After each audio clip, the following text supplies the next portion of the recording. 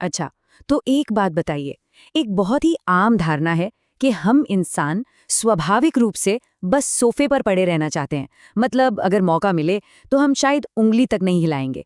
आज के हमारे इस विश्लेषण में हम इसी दिलचस्प मिथक की पड़ताल करने जा रहे हैं। क्या सच में हमारी फितरत इतनी ही आलसी है या फिर इसके पीछे की वैज्ञानिक सच्चाई कुछ और ही है? चलिए इसे गहराई से समझते हैं। जरा सोचिए, क्या इंसान सच में बिल्कुल कुछ नहीं करना चाहते?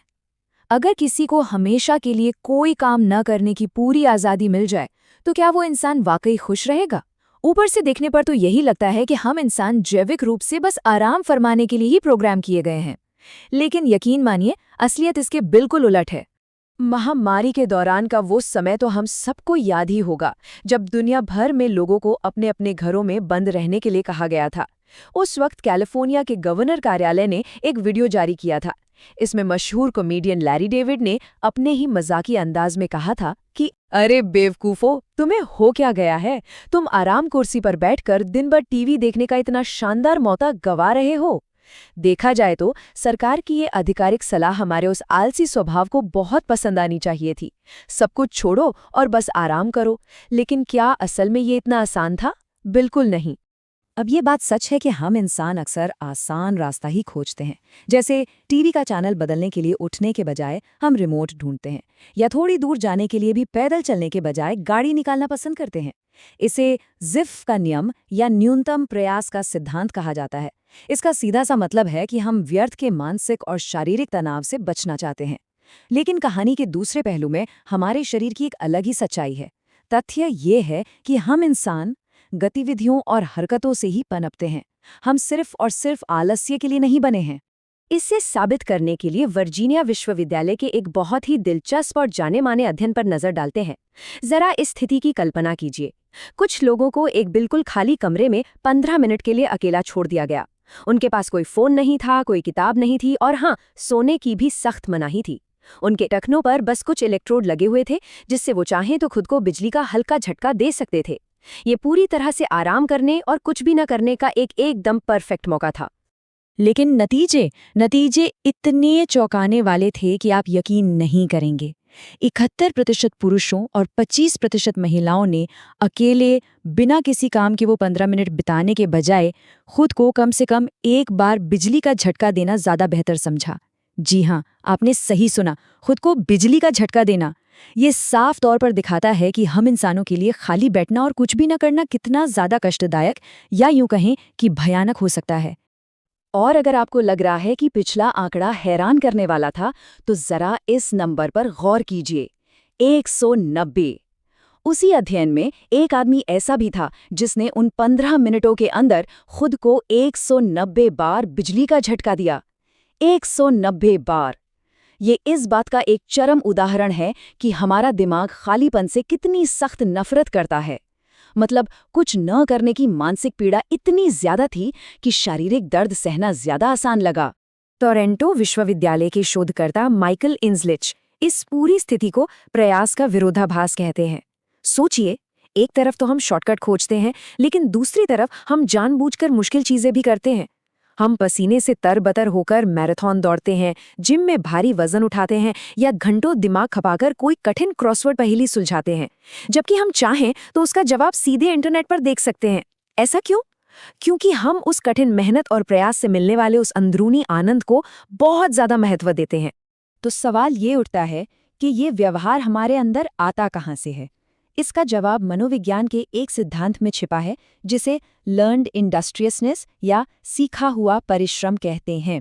होता क्या है कि बचपन से ही हमें सिखाया जाता है कि मेहनत का फल मीठा होता है।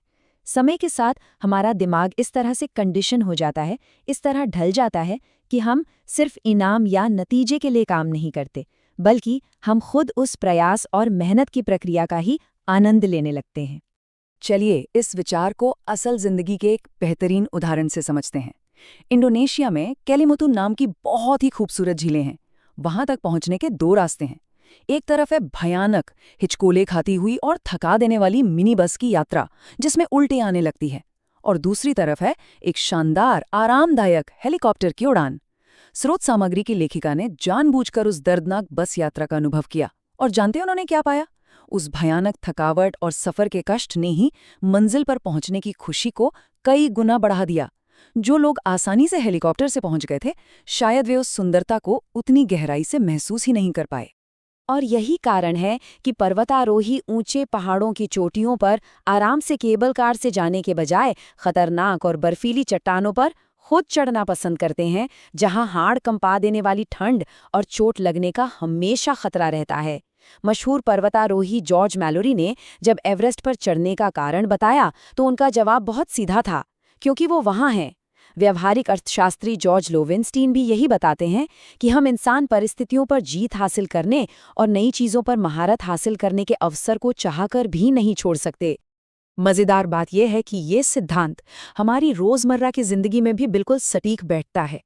मनोविज्ञान में इसे दी आइकिया इफ़ेक्ट कहा जाता है। आपने भी कभी ना कभी महसूस किया होगा, जब हम खुद घंटों मेहनत करके कोई कुर्सी या मेज़ जोड़ते हैं तो हम उसे बाजार से खरीदे गए किसी महंगे बने बनाए फर्नीचर से कहीं ज़्यादा अहमियत देते हैं।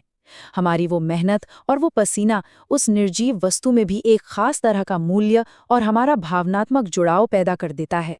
और ठीक यही कारण है कि जब हम घर से काम करते हैं या जब हमें किसी वजह से हफ्तों तक घर के अंदर ही रहना पड़ता है, तो ये ज़बरन आराम हमारे लिए एक बहुत बड़ी समस्या बन जाता है। दूर से लगता है कि दिन भर सोफे पर पड़े रहना कितना शानदार होगा, लेकिन असलियत में इससे सिर्फ और सिर्फ बेचैनी और चिड़चिड़ापन ही पैदा होता है। हमारा दिमाग स्वाभाविक रूप से व्यस्त रहना चाहता है, कुछ ना कुछ करना चाहता है, और जब ये प्राकृतिक व्यस्तता हमसे छीन जाती है तो हम बुरी तरह परेशान होने लगते हैं। तो फिर इस बेचैनी का समाधान क्या है? मशहूर मनोवैज्ञानिक मिहाई चिक्सेंटमिहाई ने इसका एक बहुत ही शानदार हल निकाला है, जिसे वे फ्लो कहते हैं।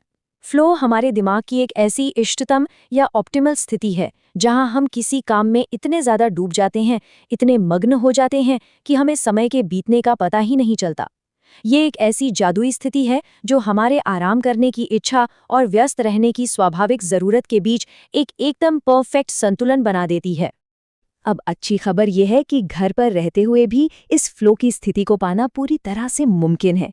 इसके लिए कुछ बहुत ही सरल और मज़ेदार गतिविधियां की जा सकती हैं, जैसे कि पेंटिंग करना, बागवानी में हाथ आजमाना या फिर वो बड़ी बड़ी जिग्सॉ पहेलियां सुलझाना। इसके अलावा अपने लिए छोटे छोटे दैनिक कार्य निर्धारित करना और नियमित रूप से व्यायाम करना भी बहुत ज़रूरी है। देखा जाए तो ये ऐसे काम हैं जिनमें थोड़ी मेहनत जरूर लगती है, लेकिन ये हमारे दिमाग को एक स्पष्ट दिशा देते हैं और हमारी रोजमर्रा की जिंदगी को बहुत ही सार्थक और इंगेजिंग बना देते हैं।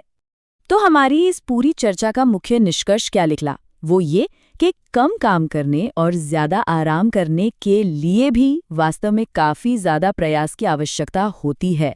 ये बात गांठ बांध लीजिए कि इंसान स्वाभाविक रूप से कोई आलसी प्राणी नहीं है। हाँ, आराम करना बहुत महत्वपूर्ण है, लेकिन एक स्वस्थ, सच्चा और संतुलित विश्राम पाने के लिए भी हमें अपने दिमाग को सही तरीके से और सही जगह पर व्यस्त रखना ही पड़ता है। अंत में हम आज के इस विश्लेषण को एक बहुत ही गहरे और विचारोत्तेजक प्रश्न के साथ समाप्त करते हैं। अगर पूर्ण आलसी और खालीपन वास्तव में इतना ही कष्टदायक है और हमारा दिमाग इस खालीपन को बिल्कुल बर्दाश्त नहीं कर सकता, तो फिर हमारी जिंदगी में ऐसा कौन सा प्रयासपूर्ण कार्य है जो आखिरकार हमारे मस्तिष्क को वास्तव में सच्ची शांति और आराम महसूस कराएगा? ये एक ऐसा सवाल है जिस पर हम सभी को अपनी अपनी दिनचर्या और आदतों को देखते हुए गहराई से विचार करना चाहिए।